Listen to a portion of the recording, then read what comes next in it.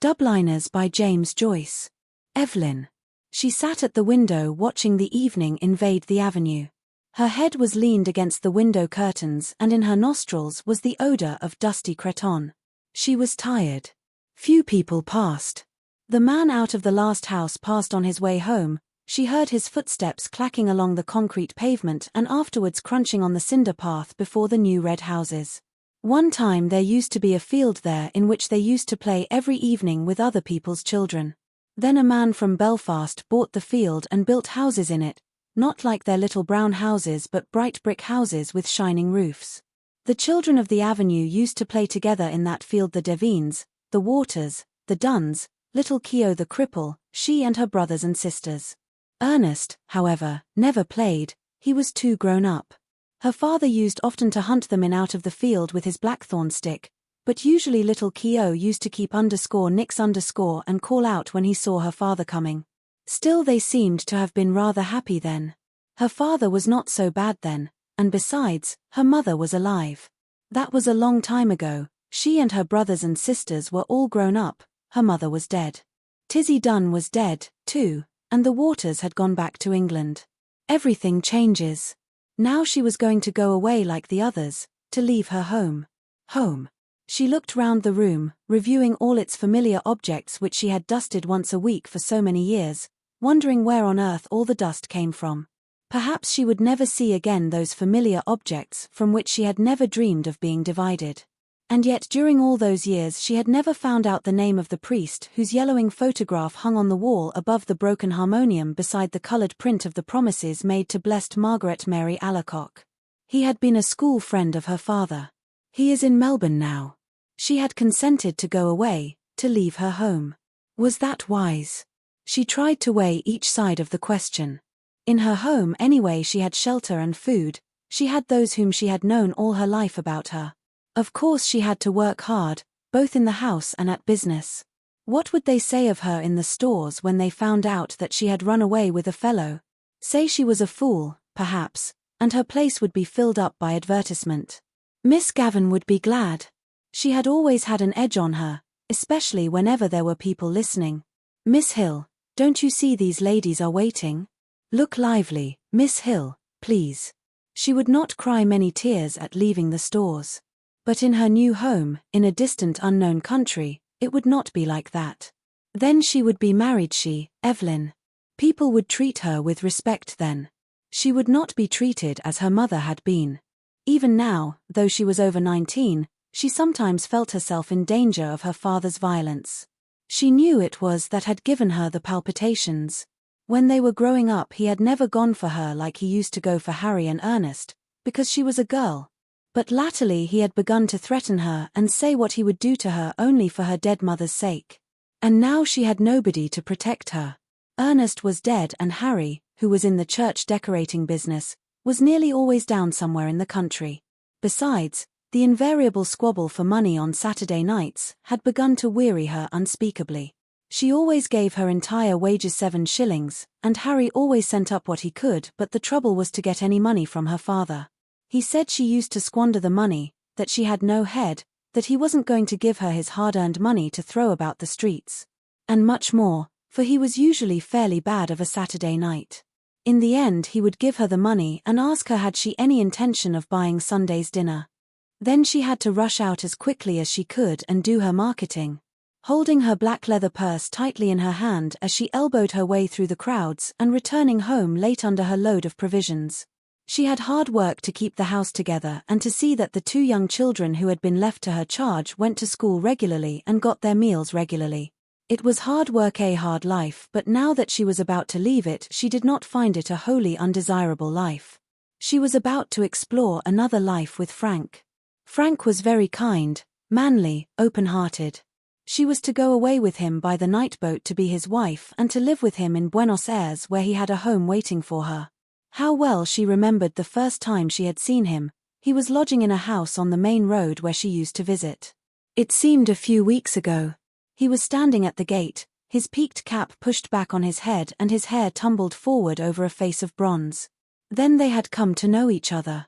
He used to meet her outside the stores every evening and see her home.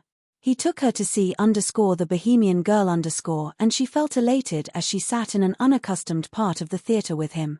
He was awfully fond of music and sang a little. People knew that they were courting and, when he sang about the lass that loves a sailor, she always felt pleasantly confused. He used to call her pop pens out of fun.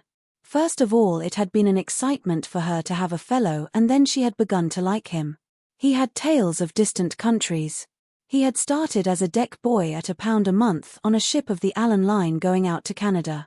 He told her the names of the ships he had been on and the names of the different services. He had sailed through the Straits of Magellan and he told her stories of the terrible Patagonians. He had fallen on his feet in Buenos Aires, he said, and had come over to the old country just for a holiday. Of course, her father had found out the affair and had forbidden her to have anything to say to him. "I know these sailor chaps," he said. One day he had quarrelled with Frank and after that she had to meet her lover secretly. The evening deepened in the avenue. The white of 2 letters in her lap grew indistinct. One was to Harry, the other was to her father. Ernest had been her favourite but she liked Harry too. Her father was becoming old lately, she noticed. He would miss her. Sometimes he could be very nice. Not long before, when she had been laid up for a day, he had read her out a ghost story and made toast for her at the fire. Another day, when their mother was alive, they had all gone for a picnic to the Hill of Howth. She remembered her father putting on her mother's bonnet to make the children laugh. Her time was running out but she continued to sit by the window, leaning her head against the window curtain, inhaling the odour of dusty cretonne. Down far in the avenue she could hear a street organ playing. She knew the air. Strange that it should come that very night to remind her of the promise to her mother, her promise to keep the home together as long as she could. She remembered the last night of her mother's illness. She was again in the close dark room at the other side of the hall and outside she heard a melancholy air of Italy. The organ player had been ordered to go away and given 6pence. Damned Italians. Coming over here. As she mused, the pitiful vision of her mother's life laid its spell on the very quick of her being, that life of commonplace sacrifices closing in final craziness. Derevaun Saron. Derevaun Saron. She stood up in a sudden impulse of terror. Escape. She must escape. Frank would save her. He would give her life, perhaps love, too. But she wanted to live. Why should she be unhappy? She had a right to happiness. Frank would take her in his arms, fold her in his armis, he would save her. She stood among the swaying crowd in the station at the north wall. He held her hand and she knew that he was speaking to her, saying something about the passage over and over again. The station was full of soldiers with brown baggages. Through the wide doors of the sheds she caught a glimpse of the black mass of the boat, lying in beside the quay wall, with illumined portholes. She answered nothing. She felt her cheek pale and cold and, out of a maze of distress, she prayed to God to direct her, to show her what was her duty. The boat blew a long mournful whistle into the mist. If she went, tomorrow she would be on the sea with Frank, steaming towards Buenos Aires. Their passage had been booked. Could she still draw back after all he had done for her? Her distress awoke a nausea in her body and she kept moving her lips in silent fervent prayer. A bell clanged upon her heart. Come. All the seas of the world tumbled about her heart. He was drawing her into them. He would drown her. She gripped with both hands at the iron railing. Come. No. No. No. It was impossible. Her hands clutched the iron in frenzy. Amid the seas she sent a cry of anguish. Evelyn. Evie. He rushed beyond the barrier and called to her to follow. He was shouted at to go on but he still called to her. She set her white face to him, passive, like a helpless animal. Her eyes gave him no sign of love or farewell or recognition. After the race, the cars came scudding in towards Dublin, running evenly like pellets in the groove of the Noss Road. At the crest of the hill at Inchicore sightseers had gathered in clumps to watch the cars careering homeward, and through this channel of poverty and inaction the continent sped its wealth and industry. Now and again the clumps of people raised the cheer of the gratefully oppressed. Their sympathy, however, was for the blue cars, the cars of their friends, the French. The French, moreover, were virtual victors. Their team had finished solidly, they had been placed second and third, and the driver of the winning German car was reported a Belgian. Each blue car, therefore, received a double measure of welcome as it topped the crest of the hill, and each cheer of welcome was acknowledged with smiles and nods by those in the car. In one of these trimly built cars was a party of 4 young men whose spirits seemed to be at present well above the level of successful Gallicism. In fact, these 4 young men were almost hilarious. They were Charles Seguin, the owner of the car, André Rivière, a young electrician of Canadian birth, a huge Hungarian named Valona, and a neatly groomed young man named Doyle. Seguin was in good humor because he had unexpectedly received some orders in advance. He was about to start a motor establishment in Paris, and Rivière was in good humor because he was to be appointed manager of the establishment. These 2 young men, who were cousins, were also in good humor because of the success of the French cars. Valona was in good humor because he had a very satisfactory luncheon, and besides he was an optimist by nature. The 4th member of the party, however, was too excited to be genuinely happy. He was about 26 years of age, with a soft, light brown moustache and rather innocent-looking grey eyes. His father, who had begun life as an advanced nationalist, had modified his views early. He had made his money as a butcher in Kingstown, and by opening shops in Dublin and in the suburbs he had made his money many times over. He had also been fortunate enough to secure some of the police contracts, and in the end he had become rich enough to be alluded to in the Dublin newspapers as a merchant prince. He had sent his son to England to be educated in a big Catholic college and had afterwards sent him to Dublin University to study law. Jimmy did not study very earnestly and took to bad courses for a while. He had money and he was popular, and he divided his time curiously between musical and motoring circles. Then he had been sent for a term to Cambridge to see a little life. His father, remonstrative, but covertly proud of the excess, had paid his bills and brought him home. It was at Cambridge that he had met Seguin. They were not much more than acquaintances as yet, but Jimmy found great pleasure in the society of one who had seen so much of the world and was reputed to own some of the biggest hotels in France. Such a person, as his father agreed, was well worth knowing, even if he had not been the charming companion he was. Valona was entertaining, also a brilliant pianist, but, unfortunately, very poor. The car ran on merrily with its cargo of hilarious youth. The 2 cousins sat on the front seat. Jimmy and his Hungarian friend sat behind. Decidedly Valona was in excellent spirits. He kept up a deep bass hum of melody for miles of the road. The Frenchmen flung their laughter and light words over their shoulders, and often Jimmy had to strain forward to catch the quick phrase. This was not altogether pleasant for him, as he had nearly always to make a deft guess at the meaning and shout back a suitable answer in the face of a high wind. Besides, Valona's humming would confuse anybody. The noise of the car, too. Rapid motion through space elates one, so does notoriety, so does the possession of money. These were 3 good reasons for Jimmy's excitement. He had been seen by many of his friends that day in the company of these Continentals. At the control, Seguin had presented him to one of the French competitors and, in answer to his confused murmur of compliment, the swarthy face of the driver had disclosed a line of shining white teeth. It was pleasant after that honor to return to the profane world of spectators amid nudges and significant looks. Then as to money, he really had a great sum under his control. Seguin, perhaps, would not think it a great sum, but Jimmy, who, in spite of temporary errors, was at heart the inheritor of solid instincts, knew well with what difficulty it had been got together.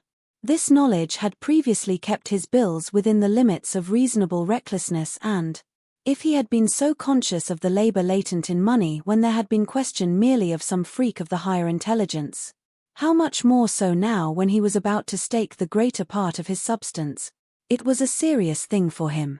Of course, the investment was a good one, and Seguin had managed to give the impression that it was by a favor of friendship the mite of Irish money was to be included in the capital of the concern.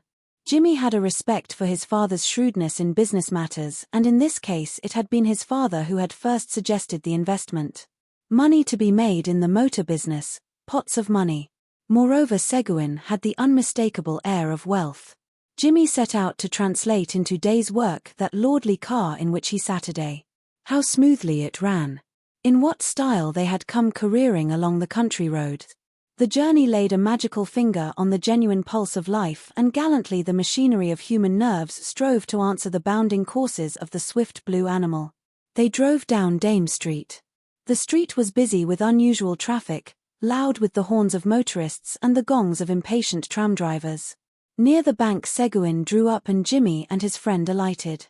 A little knot of people collected on the footpath to pay homage to the snorting motor. The party was to dine together that evening in Seguin's hotel and, meanwhile, Jimmy and his friend, who was staying with him, were to go home to dress.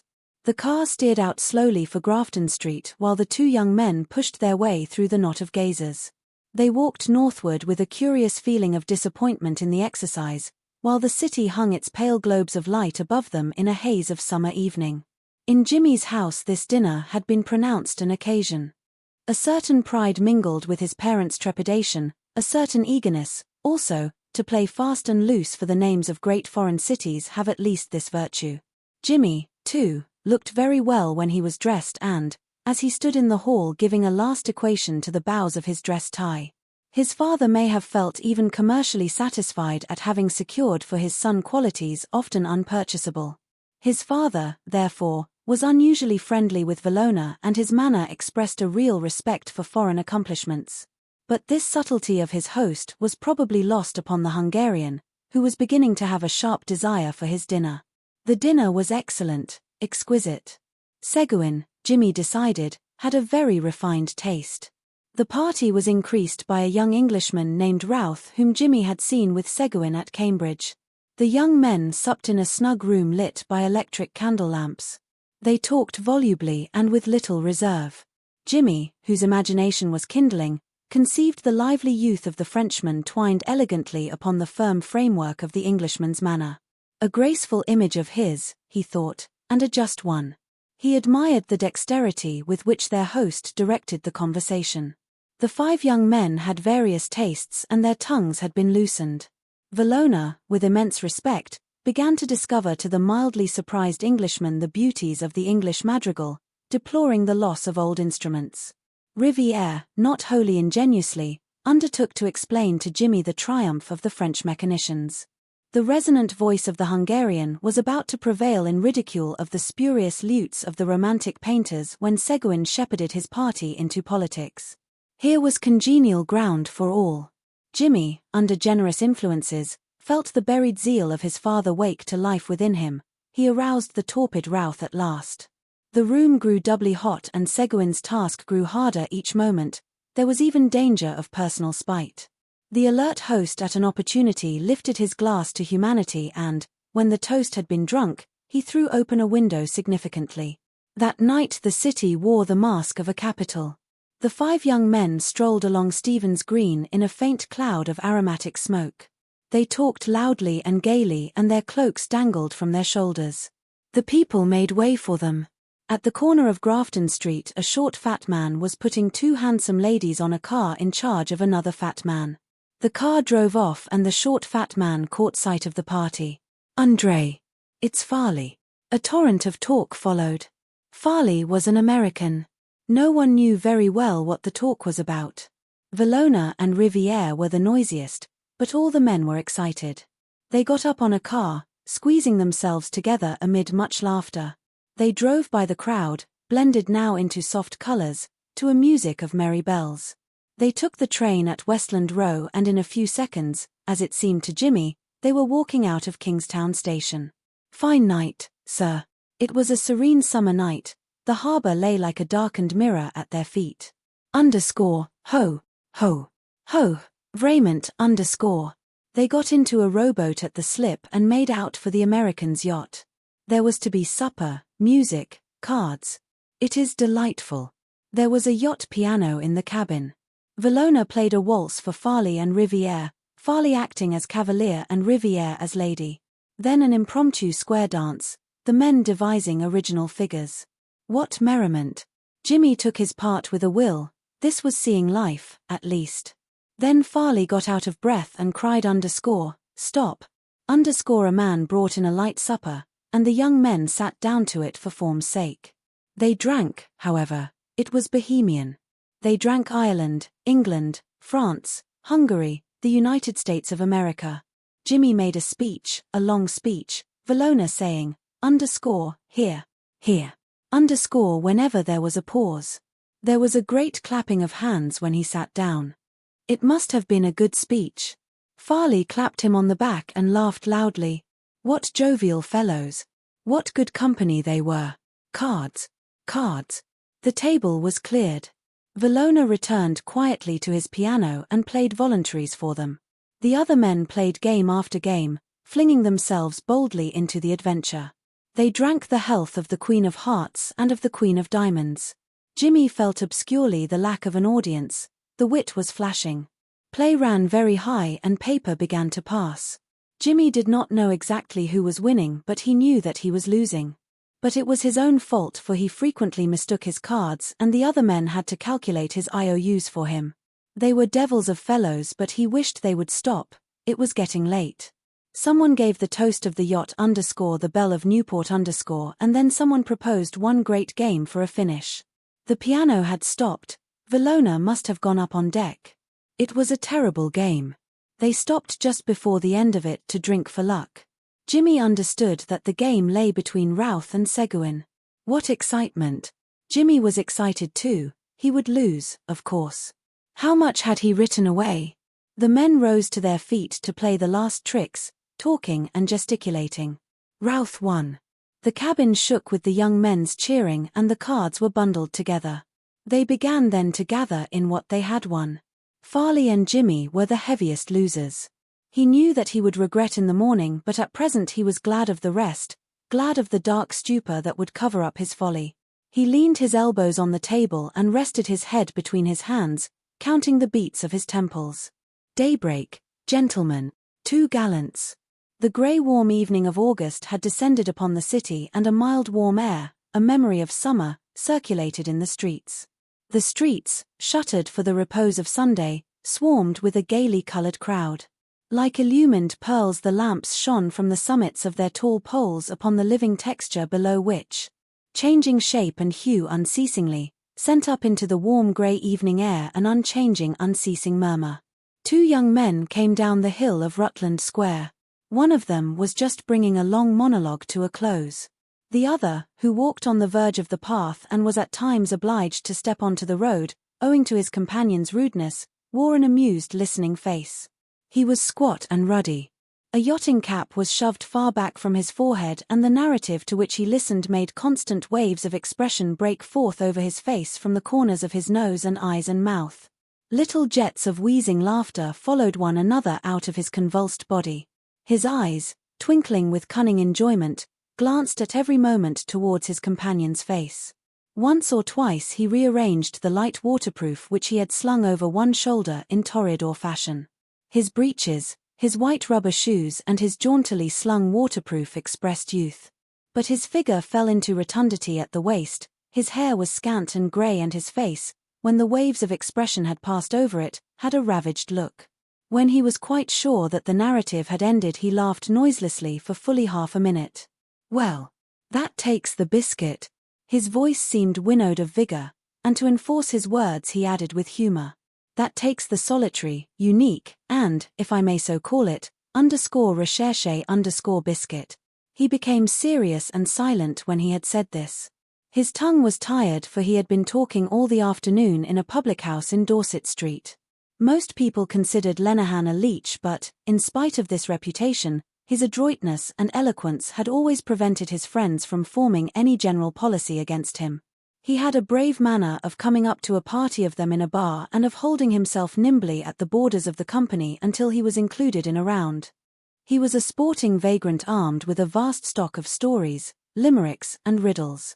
He was insensitive to all kinds of discourtesy. No one knew how he achieved the stern task of living, but his name was vaguely associated with racing tissues. "And where did you pick her up, Corley?" he asked. Corley ran his tongue swiftly along his upper lip. "One night, man," he said, "I was going along Dame Street and I spotted a fine tart under Waterhouse's clock and said good night, you know. So we went for a walk round by the canal and she told me she was a slavey in a house in Baggot Street. I put my arm round her and squeezed her a bit that night. Then next Sunday, man, I met her by appointment. We went out to Donnybrook and I brought her into a field there. She told me she used to go with a dairyman. It was fine, man. Cigarettes every night she'd bring me and paying the tram out and back. And one night she brought me 2 bloody fine cigars, the real cheese, that the old fellow used to smoke. I was afraid, man, she'd get in the family way. But she's up to the dodge. Maybe she thinks you'll marry her, said Lenehan. I told her I was out of a job, said Corley. I told her I was in Pimm's. She doesn't know my name. I was too hairy to tell her that. But she thinks I'm a bit of class, Lenehan laughed again, noiselessly. Of all the good ones ever I heard, he said, that emphatically takes the biscuit. Corley's stride acknowledged the compliment. The swing of his burly body made his friend execute a few light skips from the path to the roadway and back again. Corley was the son of an inspector of police and he had inherited his father's frame and gait. He walked with his hands by his sides, holding himself erect and swaying his head from side to side. His head was large, globular and oily, it sweated in all weathers, and his large round hat, set upon it sideways, looked like a bulb which had grown out of another. He always stared straight before him as if he were on parade and, when he wished to gaze after someone in the street, it was necessary for him to move his body from the hips. At present he was about town. Whenever any job was vacant a friend was always ready to give him the hard word. He was often to be seen walking with policemen in plain clothes, talking earnestly. He knew the inner side of all affairs and was fond of delivering final judgments. He spoke without listening to the speech of his companions. His conversation was mainly about himself, what he had said to such a person and what such a person had said to him and what he had said to settle the matter. When he reported these dialogues, he aspirated the first letter of his name after the manner of Florentines. Lenehan offered his friend a cigarette. As the 2 young men walked on through the crowd, Corley occasionally turned to smile at some of the passing girls, but Lenehan's gaze was fixed on the large faint moon circled with a double halo. He watched earnestly the passing of the grey web of twilight across its face. Well, tell me, Corley, I suppose you'll be able to pull it off all right, eh? Corley closed one eye expressively as an answer. Is she game for that? Asked Lenehan dubiously. You can never know women. She's all right, said Corley. I know the way to get around her, man. She's a bit gone on me. You're what I call a gay Lothario, said Lenehan. And the proper kind of a Lothario, too. A shade of mockery relieved the servility of his manner. To save himself he had the habit of leaving his flattery open to the interpretation of raillery. But Corley had not a subtle mind. There's nothing to touch a good slavey, he affirmed. Take my tip for it. By one who has tried them all, said Lenehan. First I used to go with girls, said Corley, unbosoming, girls off the South Circular. I used to take them out, man, on the tram somewhere and pay the tram or take them to a band or a play at the theatre or buy them chocolate and sweets or something that way. I used to spend money on them right enough, he added, in a convincing tone, as if he was conscious of being disbelieved. But Lenehan could well believe it. He nodded gravely. I know that game, he said, and it's a mug's game. And damn the thing I ever got out of it, said Corley. Ditto here, said Lenehan. Only off of one of them, said Corley. He moistened his upper lip by running his tongue along it. The recollection brightened his eyes. He too gazed at the pale disk of the moon, now nearly veiled, and seemed to meditate. She was a bit of all right, he said regretfully. He was silent again. Then he added, she's on the turf now. I saw her driving down Earl Street one night with 2 fellows with her on a car. I suppose that's your doing, said Lenehan. There was others at her before me, said Corley philosophically. This time Lenehan was inclined to disbelieve. He shook his head to and fro and smiled. You know you can't kid me, Corley, he said. Honest to God, said Corley. Didn't she tell me herself? Lenehan made a tragic gesture. Base betrayer, he said. As they passed along the railings of Trinity College, Lenehan skipped out into the road and peered up at the clock. 20 after, he said. Time enough, said Corley. She'll be there all right. I always let her wait a bit. Lenehan laughed quietly. Ecod. Corley, you know how to take them, he said. I'm up to all their little tricks, Corley confessed. But tell me, said Lenehan again, are you sure you can bring it off all right? You know it's a ticklish job. They're damn close on that point. Hey! What? His bright, small eyes searched his companion's face for reassurance. Corley swung his head to and fro as if to toss aside an insistent insect, and his brows gathered. I'll pull it off, he said. Leave it to me, can't you? Lenehan said no more. He did not wish to ruffle his friend's temper, to be sent to the devil and told that his advice was not wanted. A little tact was necessary. But Corley's brow was soon smooth again. His thoughts were running another way. She's a fine decent tart, he said, with appreciation. That's what she is. They walked along Nassau Street and then turned into Kildare Street. Not far from the porch of the club a harpist stood in the roadway, playing to a little ring of listeners. He plucked at the wires heedlessly, glancing quickly from time to time at the face of each newcomer and from time to time, wearily also, at the sky.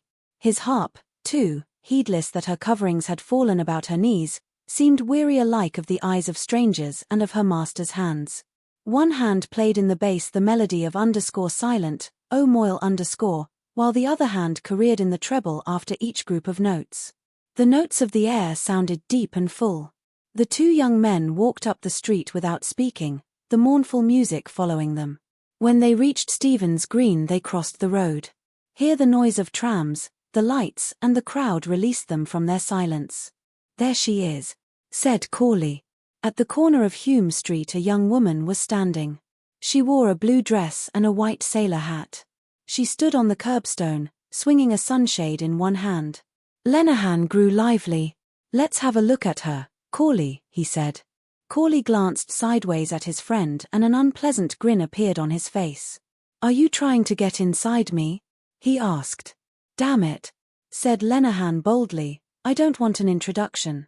All I want is to have a look at her. I'm not going to eat her. Oh, a look at her, said Corley, more amiably. Well, I'll tell you what.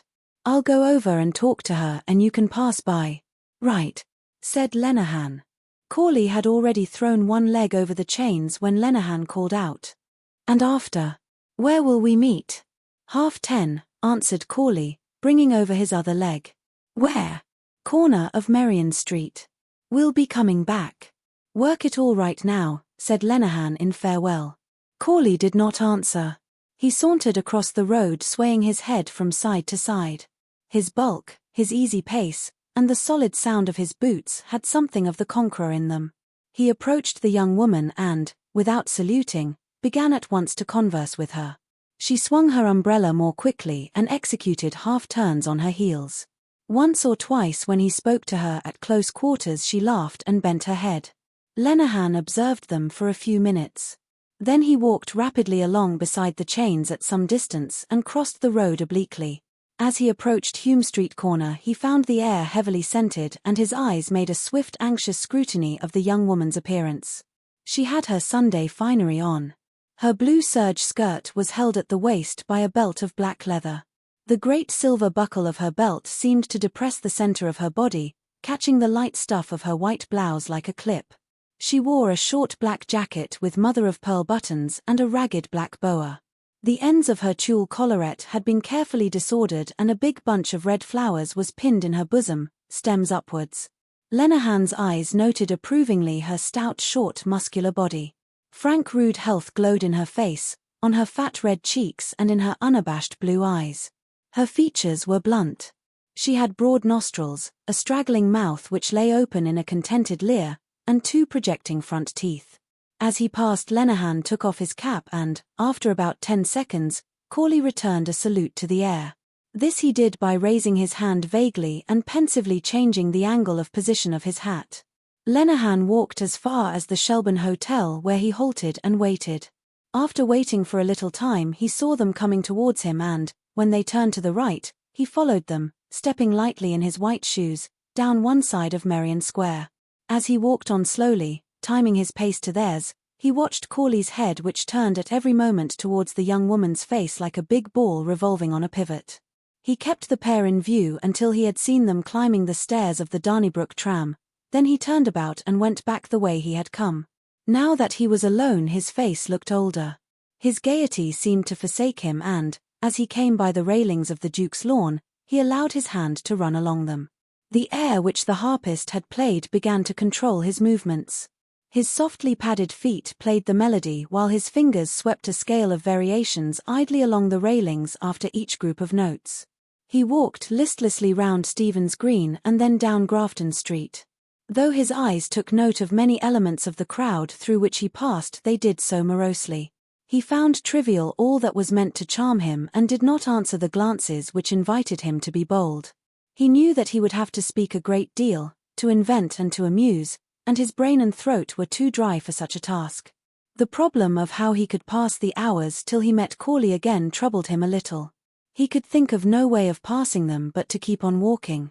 He turned to the left when he came to the corner of Rutland Square and felt more at ease in the dark quiet street, the sombre look of which suited his mood. He paused at last before the window of a poor-looking shop over which the words _refreshment bar_ were printed in white letters. On the glass of the window were two flying inscriptions, _ginger beer_ and _ginger ale_. A cut ham was exposed on a great blue dish while near it on a plate lay a segment of very light plum pudding. He eyed this food earnestly for some time and then, after glancing warily up and down the street, went into the shop quickly. He was hungry for, except some biscuits which he had asked two grudging curates to bring him, he had eaten nothing since breakfast time. He sat down at an uncovered wooden table opposite two work-girls and a mechanic. A slatternly girl waited on him. "How much is a plate of peas?" he asked. "3 halfpence, sir," said the girl. "Bring me a plate of peas," he said, "and a bottle of ginger beer." He spoke roughly in order to belie his air of gentility, for his entry had been followed by a pause of talk. His face was heated. To appear natural, he pushed his cap back on his head and planted his elbows on the table. The mechanic and the two work-girls examined him point by point before resuming their conversation in a subdued voice. The girl brought him a plate of grocer's hot peas, seasoned with pepper and vinegar, a fork and his ginger beer. He ate his food greedily and found it so good that he made a note of the shop mentally. When he had eaten all the peas, he sipped his ginger beer and sat for some time thinking of Corley's adventure. In his imagination he beheld the pair of lovers walking along some dark road, he heard Corley's voice in deep energetic gallantries and saw again the leer of the young woman's mouth. This vision made him feel keenly his own poverty of purse and spirit. He was tired of knocking about, of pulling the devil by the tail, of shifts and intrigues. He would be 31 in November. Would he never get a good job? Would he never have a home of his own? He thought how pleasant it would be to have a warm fire to sit by and a good dinner to sit down to. He had walked the streets long enough with friends and with girls. He knew what those friends were worth, he knew the girls too. Experience had embittered his heart against the world. But all hope had not left him. He felt better after having eaten than he had felt before, less weary of his life, less vanquished in spirit. He might yet be able to settle down in some snug corner and live happily if he could only come across some good simple-minded girl with a little of the ready. He paid 2 halfpenny to the slatternly girl and went out of the shop to begin his wandering again. He went into Capel Street and walked along towards the City Hall. Then he turned into Dame Street. At the corner of George's Street he met 2 friends of his and stopped to converse with them. He was glad that he could rest from all his walking. His friends asked him had he seen Corley and what was the latest. He replied that he had spent the day with Corley. His friends talked very little. They looked vacantly after some figures in the crowd and sometimes made a critical remark. One said that he had seen Mac an hour before in Westmoreland Street. At this Lenehan said that he had been with Mac the night before in Egan's. The young man who had seen Mac in Westmoreland Street asked, was it true that Mac had won a bit over a billiard match? Lenehan did not know. He said that Holohan had stood them drinks in Egan's. He left his friends at 9:45 and went up George's Street. He turned to the left at the City Markets and walked on into Grafton Street. The crowd of girls and young men had thinned, and on his way up the street, he heard many groups and couples bidding one another good night. He went as far as the clock of the College of Surgeons. It was on the stroke of 10. He set off briskly along the northern side of the green, hurrying for fear Corley should return too soon.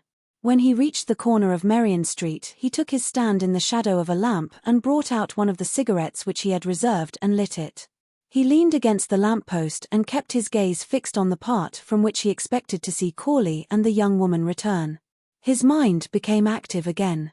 He wondered had Corley managed it successfully. He wondered if he had asked her yet or if he would leave it to the last. He suffered all the pangs and thrills of his friend's situation as well as those of his own. But the memory of Corley's slowly revolving head calmed him somewhat. He was sure Corley would pull it off all right. All at once the idea struck him that perhaps Corley had seen her home by another way and given him the slip. His eyes searched the street. There was no sign of them. Yet it was surely half an hour since he had seen the clock of the College of Surgeons. Would Corley do a thing like that? He lit his last cigarette and began to smoke it nervously. He strained his eyes as each tram stopped at the far corner of the square. They must have gone home by another way. The paper of his cigarette broke and he flung it into the road with a curse. Suddenly he saw them coming towards him. He started with delight and, keeping close to his lamppost, tried to read the result in their walk. They were walking quickly, the young woman taking quick short steps, while Corley kept beside her with his long stride. They did not seem to be speaking. An intimation of the result pricked him like the point of a sharp instrument. He knew Corley would fail, he knew it was no go.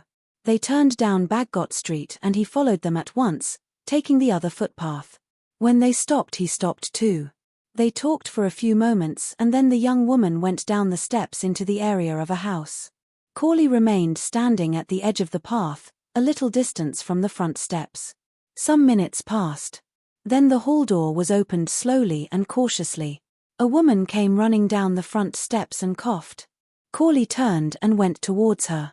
His broad figure hid hers from view for a few seconds and then she reappeared running up the steps. The door closed on her and Corley began to walk swiftly towards Stephen's Green. Lenehan hurried on in the same direction. Some drops of light rain fell. He took them as a warning and, glancing back towards the house which the young woman had entered to see that he was not observed, he ran eagerly across the road.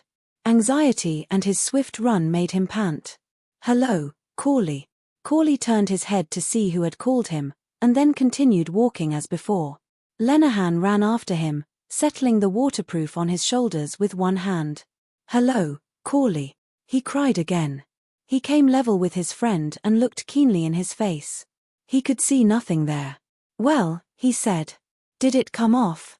They had reached the corner of Ely Place. Still without answering, Corley swerved to the left and went up the side street. His features were composed in stern calm. Lenehan kept up with his friend, breathing uneasily. He was baffled and a note of menace pierced through his voice. "Can't you tell us?"